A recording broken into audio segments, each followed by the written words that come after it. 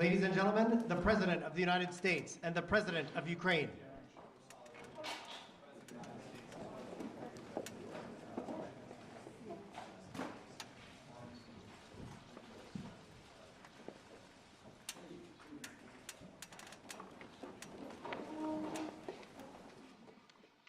President Zelensky, I'm honored to welcome you back to the White House. We spent an awful lot of time on the telephone.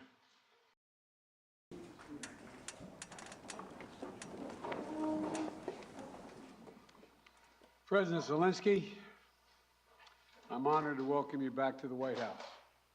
We spent an awful lot of time on the telephone as well as on video, but it's good to see you in person again. And we've been in close and frequent communication throughout this conflict from the very beginning, but it's particularly meaningful to talk with one another in person, look each other in the eye, because leadership through this terrible crisis has inspired the Ukrainian people, as you have done, Mr. President, and the American people and the entire world. This visit to Washington, your first trip outside Ukraine since February, comes as President Putin is escalating his attacks, his brutal attacks, targeting critical infrastructure to make life as hard as possible for not only innocent Ukrainians, but children and young children, and everything from orphanages to schools. It's just outrageous what he's doing. And we've, as we've heard, as we head into the new year, it's important for the American people and for the world to hear directly from you, Mr. President, about Ukraine's fight and the need to continue to stand together through 2023. This visit also falls on the 300-day mark of Russia's brutal invasion of Ukraine. 300 days since Putin launched an unprovoked, unjustified, all-out assault on the free people of Ukraine. 300 days of Ukrainian people showing Russia and the world their steel backbone, their love of country, and their unbreakable determination, and I emphasize unbreakable determination, to choose their own path. To the Ukrainian people, I say to them all, you have demonstrated, you have shown your strong stand against aggression in the face of the imperial appetites of autocrats who wrongfully believe they might be able to make might right, and they're not able to do it. Thus far, they've stood alone, you know, but you haven't stood alone. You have had significant help. We've never stand alone. You will never stand alone. When Ukraine's freedom was threatened, the American people, like generations of Americans before us, did not hesitate. The support from all across this country, Americans of every walk of life, Democrats and Republicans alike, had the resources and to rebound and resounding united way to provide unequivocal and unbending support for Ukraine. Because we understand in our bones that Ukraine's fight is part of something much bigger. The American people know that if we stand by in the face of such blatant attacks on liberty and democracy and the core principles of sovereignty and territorial integrity, the world would surely face worse consequences. And as I said, when Putin rolled his tanks into Ukraine in February, American people are prepared to have us stand up to bullies, stand up for freedom. That's who we are as Americans, and that's exactly what we've done. Even before the invasion began and Putin threatened Ukraine by building up his forces, we helped make sure Ukraine would be prepared to defend itself, even before they crossed into Ukraine. We provided a steady stream of defensive weapons, including air defense systems and artillery, ammunition, and so much more. And we've not done it alone. From the very beginning, the United States rallied allies and partners from around the world to stand strong with Ukraine and impose unprecedented, and I emphasize unprecedented, sanctions and export controls on Russia, making it harder for the Kremlin to wage this brutal war. More than 50 nations have committed nearly 2,000 tanks and other armored vehicles, more than 800 artillery systems, more than 2 million rounds of artillery ammunition, and more than 50 advanced multiple rocket launching systems. anti-ship and air defense systems, all to strengthen Ukraine. Together, we provided billions of dollars in direct budgetary support to make sure the Ukrainian government can keep providing basic fundamental services to the Iranian people, like health care, education, and emergency personnel. This includes another $2 billion that in direct budget support from the American people that the World Bank distributed earlier this week. We provided humanitarian assistance to help the millions of Ukrainians who have been forced to flee their homes because of Putin's inhumane, brutal war. Communities across Europe have opened their hearts and their homes to help Ukrainians in need. The United States has been proud to welcome more than 221,000 Ukrainians seeking refuge since March of 2022, including as part of Uniting for Ukraine, as part of our Uniting for Ukraine program. And today, USAID is committing more than $374 million in urgently needed humanitarian assistance for Ukraine. This will help provide food and cash assistance for more than 1.5 million Ukrainian people, as well as access to health care, safe drinking water, and help stay warm in the winter for more than 2.5 million Ukrainians. The United States and our allies and partners around the world have delivered a broad range of assistance at historic speed and has been critical to bolstering Ukraine's success thus far. Ukraine has won the Battle of Kyiv, has won the Battle of Kherson, has won the Battle of Kharkiv. Ukraine has defied Russia's expectations at every single turn. And President Zelensky, you have made it clear that he is open to pursuing, well, let me put it this way. He's not open, but you're open to pursuing peace. You're open to pursuing a just peace. We also know that Putin has no intention of stopping this cruel war. And the United States is committed to ensuring that the brave Ukrainian people can continue to defend their country against Russian aggressions as long as it takes. And I want to thank the members of Congress for their broad bipartisan support to Ukraine. And I look forward to signing the omnibus bill soon, which includes $45 billion in additional funding for Ukraine. I'll also sign into law the National Defense Authorization Act, which includes authorities to make it easier for the Department of Defense to procure critical munitions and defense materials for Ukraine and other key materials to strengthen our national security. Today, I'm announcing the next tranche of our security assistance to Ukraine. $1.85 billion package of security assistance that includes both direct transfers of equipment that Ukraine needs, as well as contracts to supply ammunition Ukraine will need in the months ahead for its artillery, its tanks, and its rocket launchers. Critically, in addition to these new capabilities, like precision aerial munitions, the package will include a Patriot missile battery, which will train Ukrainian forces to operate as part of the ongoing effort to help bolster Ukraine's air defense.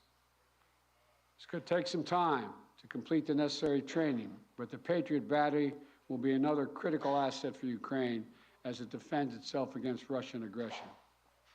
Altogether, today's new security assistance with humanitarian funding amounts to $2.2 billion in additional support for the Ukrainian people. We should be clear about what Russia's doing. It is purposefully attacking Ukraine's critical infrastructure, destroying the systems to provide heat and light to the Ukrainian people during the coldest, darkest part of the year. Russia is using winter as a weapon, freezing people, starving people, cutting them off from one another. It's the latest example of the outrageous atrocities the Russian forces are committing against innocent Ukrainian civilians, children, and their families. And the United States is working together with our allies and partners to provide critical equipment to help Ukraine make emergency repairs to their power transmission systems and strengthen the stability of Ukraine's grid in the face of Russia's targeted attacks. We're also working to hold Russia accountable including efforts in Congress that will make it easier to seek justice for Russia's war crimes in Ukraine. Let me close with this. Tonight is the fourth night of Hanukkah, a time when Jewish people around the world, President Zelensky and many of the families among them, honor the timeless miracle, the small band of warriors fighting for their values and their freedom against a much larger foe, and how they endured and how they overcame. How the flame of faith, with only enough oil for one day, burned brightly for 8 days. A story of survival and resilience that reminds us that the coldest days of the year, that light will always prevail over darkness, and hope drives away despair. And that the human spirit is unconquerable as long as there are good people willing to do what is right. This year has brought so much needless suffering and loss to the Ukrainian people. But I want you to know, President Zelensky, I want you to know that all the people of Ukraine to know as well. The American people have been with you every step of the way, and we will stay with you. We will stay with you for as long as it takes. What you're doing, what you've achieved, it matters not just to Ukraine, but to the entire world. And together, I have no doubt we'll keep the flame of liberty burning bright, and the light will remain and prevail over the darkness.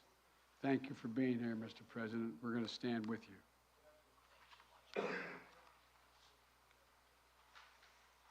Thank you. Шановний пане президент.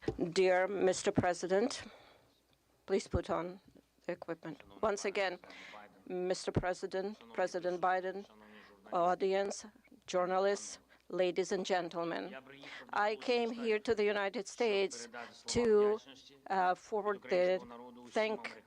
the word of thanks to the people of America, people who do so much for Ukraine. I am thankful for all of this. This visit to the United States became really a historic one for our relations with the United States and the American leadership. In the last 30 days of this war, we have started a new phase of our interrelations with the United States. We became a real partners and allies with the content. And I felt today during all of my meetings and during our talks. Once again, I would like to thank Mr. President Biden, for his candid support and, what is very important, the understanding of Ukraine, and for the support of the international coalition to strengthen international law. I am grateful to President Biden for his personal efforts, his steps that unite the partners and global South. When all countries of the world take some position and are focusing on cooperation and mutual understanding, this is very useful for all of the countries, for Ukraine, for the United States. I want to thank the Congress for bipartisan, bicameral support, and I am looking forward to good meetings with the members of the Congress and their support. This is the visit that I'm here today to meet with the Congress. The main issue during my today's talks is to strengthen Ukraine. Next year, our movement forward to fight for our freedom and independence. I have good news returning home. President Biden announced a new package of defense support, about $2 billion, and the strongest element of this package is the Patriot's battery systems, something that will strengthen our air defense significantly. This is a very important step to create a secure airspace for Ukraine, and that's the only way we would be able to deprive the terrorist country and their terror attack to strike our energy sector, our people, and our infrastructure. We had a very good negotiation and talks about our strategic steps, which we discussed with President Biden, and what we expect next year and for what we are preparing. This is very important for all Ukrainians, and I am hopeful. And once again, thank you, Mr. President, for 45 billion, because this is a big assistance, and I hope that the Congress will approve this financial assistance for our country. This is almost 45 billion. Thank you very much for the support. Every dollar of this investment for the United States is going to be strengthening of global security. I know that the American leadership will be strong and will play an important role in global scope. And the United States will help us to defend our values and independence. And regardless of changes in the Congress, I believe that there will be bipartisan and bicameral support. And I know that everybody works for this. And of course, during all of my meetings today, we discussed issues of standoff against terror of Russia, their destruction of our energy infrastructure.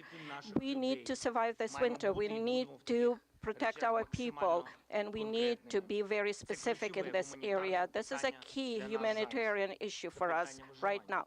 This is the survival issue. We are discussing sanctions and legal pressure on the terrorist country, Russia. Russia needs to be held accountable for everything it does against us, against our people, against Europe and the whole free world. And it is very important that we have the peace formula. And for that, we offer very specific steps what America can do to help us to implement them. We propose global formula for peace summit. I'm thankful for our American counterparts that they feel us and understand how important it is to continue and stay on course and work on integrity of the country and international rule of law. We will also need, as soon as our defense capabilities will be strengthened in the next few months. I don't want to discuss it in details right now. I believe you understand why, but I am very grateful to President Biden. Thank you for your attention to all of these issues. Glory to Ukraine. Thank you very much, Mr. President. We're going to take questions from 4 different reporters. I'm going to start with Alex of Yahoo News. Thank you, Mr. President. In 2022, you presided over a bipartisan international coalition to support Ukraine. How will you keep that coalition from fraying in 2023? And President Zelensky, welcome to Washington on this beautiful winter day. What is your message to the American people? Well, answering your questions first, I'm not at all worried about holding the alliance. Наше союзницьке партнерство з країнами Європейського Союзу і іншими країнами. I assume this is simultaneous. All right. Okay. I've never seen NATO or the EU more united about anything at all. And I see no sign of there being any change. We all know what's at stake here. Our European partners, all the more so. They fully understand it. This is about, we've never seen a major invasion of a European country since World War II. And they see no signs that Putin is going to do anything to change that unless we resist and we help the Ukrainians resist. We all know what's at stake. The very idea of sovereignty, the UN Charter. Putin thought he would weaken NATO. Instead, he strengthened NATO. I once said to him that we talk about he wanted to see Europe end up being divided. And instead, what did he do? He produced a more united Europe with Sweden and Finland joining. So I don't see any reason to believe there will be any lessening of support. And as we reach out to our NATO allies, our Secretary of Defense and our Secretary of State, we get continued support. not only there, but also from around the world, from Japan and many other countries as well. So I feel very good about the solidarity of support for Ukraine. Thank you for your question. Thank you very much. You asked me what is the message to Дякую за American people. запитання. I think I will tell you very simple things, which are very important for me. And I think so that we have the same values and the same understanding of the life, the sense of the life. My message, I wish you peace. I think that is the main thing, and you understand it only when the war in your country, when somebody like these terrorists from Russia come to your houses. And I wish you to see your children alive and adult. And I wish you to see your children when they will go to universities and to see their children. I think that is the main thing what I can wish you. And of course, to be together with us, jointly, because we really fight for our common victory against this tyranny. That is real life, and we will win. And I really want win together. Thanks so much.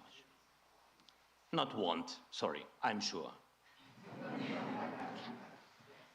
You call on one of your people, press person? Yeah. Будь ласка. Канал Інтер. Yeah, thank you. Dmitry Anopchenko, Ukrainian television.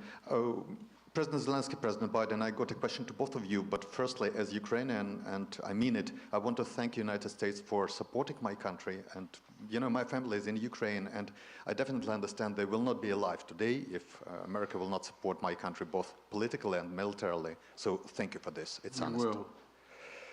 And as of my question, we enter a new phase of this war, and you definitely discussed today which path to choose, how the war could come to an end, and what's next. Will it turn into a new counteroffensive or some kind of peace talks? So, Mr. Biden, Mr. Zelensky, could you share your vision? What's the fair way to end this war, and how do you understand this word's fair peace? Thank you. My view. Your guy, I think we have. Come here. I see. I see. although I like him very much already.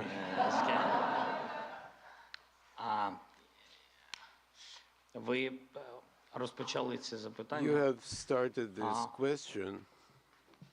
I'm sorry. Sometimes I switch on my native language. Ви почали з того, що ви You have сказали, started by stating that your family is in Kiev and without the assistance of the United States. This is absolutely true. The U.S. leadership in this assistance is strong, and again, yeah, I would like to remind you that U.S. family will be in danger without the armed forces of Ukraine, which is very important. That concerns your questions per se. What would you like to hear? Just peace? I don't know. I don't know what just peace is. It's a very philosophical description. If there is a just war, I don't know. ви знаєте, для нас, для всіх, You know, for all of us, peace, just peace is different. For me, as a president, just peace is no compromises as to the sovereignty, freedom, and territorial integrity of my country, російська агресія. the payback for all the damages inflicted by Russian aggression. I'm sorry, I'm talking about children a lot today, but as a father, Ви знаєте, I would like to emphasize, you know, how many parents lost their sons and daughters on the front lines. So what is just peace for them? для них Money їх не is цікавить nothing, ніяке відшкодування. and no compensations or reparations are of of no consequence. They live by revenge. Отже, I think this is a tremendous tragedy, and the longer the war lasts, the longer this aggression lasts, there will be more parents who live for the sake of vengeance or revenge. And I know a lot of people like that. So there can't be any just peace in the war that was imposed on us by these, I don't know how to describe that because we are in the White House and I can't find the proper language. So these inhumans, I would say. Let me respond. I think we share the exact same vision, and that a free, independent, prosperous, and secure Ukraine is the vision. We both want this war to end. We both want it to end. And as I've said, it could end today if Putin had any dignity at all and did the right thing and just said, pulled out. But that's not going to happen. Not going to happen. It's not going to happen now. So what comes next? What we talked about today was we're going to continue to help Ukraine succeed on the battlefield. It can succeed in the battlefield with our help and the help of our European allies and others. So that if and when President Zelensky is ready to talk with the Russians, he will be able to succeed as well because he will have won on the battlefield. And you know, I don't think we should underestimate the impact this war is having on Russia and the losses they're suffering. And you saw just, I think it was 2 days ago, Putin saying that this is much tougher than he thought. He thought he could break NATO. He thought he could break the West. He thought he could break the alliance. He thought he could be welcomed by the Ukrainian people that were Russian-speaking. He was wrong, wrong, and wrong. He continues to be wrong. The sooner he makes it clear that he cannot possibly win this war, that's when the time we have to put this president in a position to be able to decide how he wants the war to end. My turn, huh? Please, yeah. Phil Matterly, Matt Matterly of CNN. Thank you, Mr. President. Welcome, Mr. President. Mr. President, to start with you, your advisors often talk about how critically important you view face-to-face interaction. I'm wondering, after spending 2+ hours face-to-face with President Zelensky, what you learned or what you took from the meeting that perhaps you couldn't glean or learn in the phone calls or video conferences, and somewhat tied to that, was there any discussion related to the U.S. assessment that Russia would not take escalatory action now that Patriots are being sent, a Patriot battery will be delivered? Let me answer the first question, the first part of your question. You know I get kidded for saying that all politics is personal. It's all about looking someone in the eye, and I mean it sincerely. I don't think there's any substitute for sitting down face-to-face with a friend or a foe and looking them in the eye. And that's exactly what's happening at this moment. We've done that more than once, and we're going to continue to do it. And the winter is setting in, and Putin is increasingly going after civilian targets and women and children, orphanages. This guy is, well, but he's going to fail.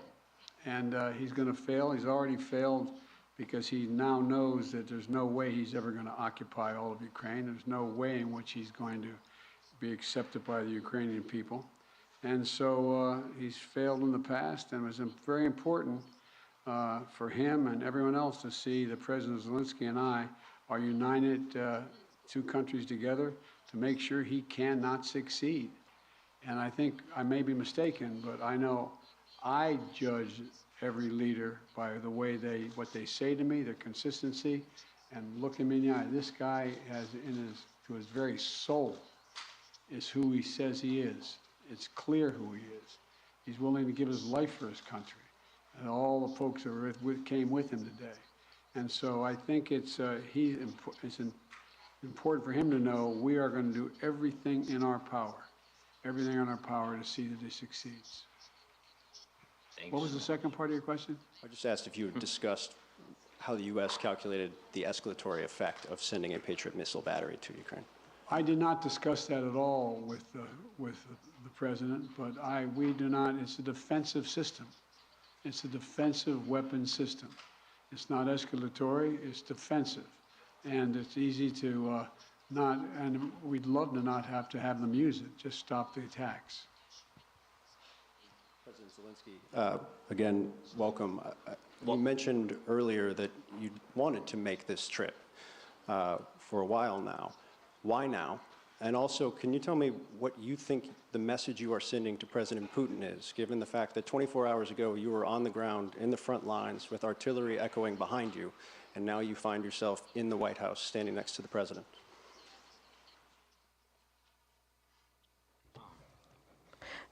Thank you very much for your question. As to what is the message for Putin? I am standing here in the United States with President Biden on the same podium because I respect him as a person, as a president, as a human being for his position. And for me, this is a historic moment. I can send messages to President Biden. For example, if it's not serious, you said, what's going to happen after Patriots are installed? After that, we will send another signal to President Biden that we would like to get more Patriots. We're working. That is our life. We are in war. I'm sorry. I'm really sorry. That is my appreciation. As to President Putin, in 2019, we had a Normandy meeting. In 2019, I became the president of Ukraine, and at that time, we were sending maximum messages to President Putin, telling him that there shouldn't be a full-scale invasion, to stop aggression, to renew our territorial integrity, to find diplomatic solution. God forbid, we should not have a full-scale war. At that time, he said, it won't happen. He was lying. So what kind of message I can send him after he actually destroyed our life, is destroying our life? He can even go further, somewhere where the Soviet Union stayed before this, so he might want to invade those territories too. I believe that there is something mortal about his inadequate approach to the world. Why we need to send him a message? He needs to be interested in getting attention from the world, because he is not a subject of civilized people. He should be interested in trying to save something of his culture and history of his country. So that's his problem now. This will be the last question. Olga Koshelenko, 1+1 TV channel. When the full-scale invasion started, U.S. officials said that Ukraine cannot receive Patriots because, as you said, it might be unnecessary escalation. And now it is happening. Right now, today, it is happening. And now Ukraine desperately needs more capabilities, including long-range missiles, ATACMS. Maybe I sound naive, but can we make a long story short and give Ukraine all capabilities it needs and liberate all territories rather sooner than later? Thank you. Well, his answer is yes.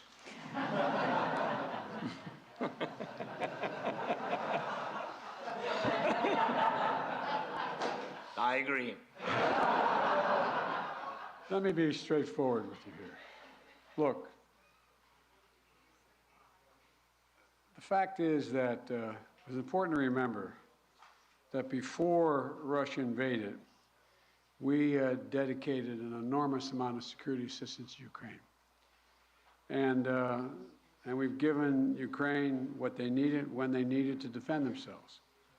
And since the invasion, that has resulted in more than $20 billion in terms of security assistance. Just today, I approved another $1.8 billion in additional assistance to Ukraine for it to succeed on the battlefield. And we're focused on working with allies and partners to generate capability in 4 key areas. Air defense, as we know today, the Patriot is the best of that. Secondly is to, and we're looking to do more, we provided hundreds of advanced artillery systems and from dozens of countries. Thirdly, we've worked with partners to get Ukraine tanks and other armored vehicles.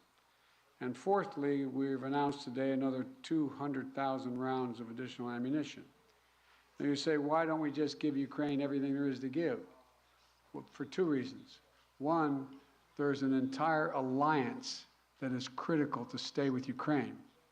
And the idea that we would give Ukraine material that is fundamentally different than is already going there would have a prospect of breaking up NATO and breaking up the European Union and the rest of the world. We're going to give Ukraine what it needs to be able to defend itself, to be able to succeed and succeed in the battlefield.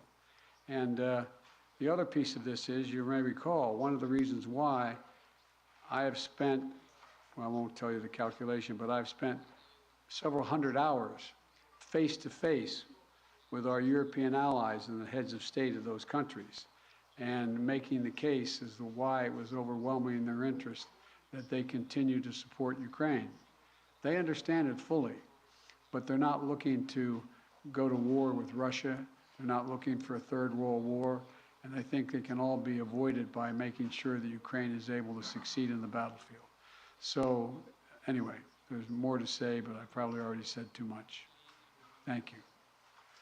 Well, thank you all very, very much. Appreciate your time and attention. And as I said, Mr. President, you don't have to worry. We are staying with Ukraine as long as Ukraine is there. Thank you all. Thank you so much. All the best. Ladies and gentlemen, please remain in your seats until the official delegations have departed. Thank you.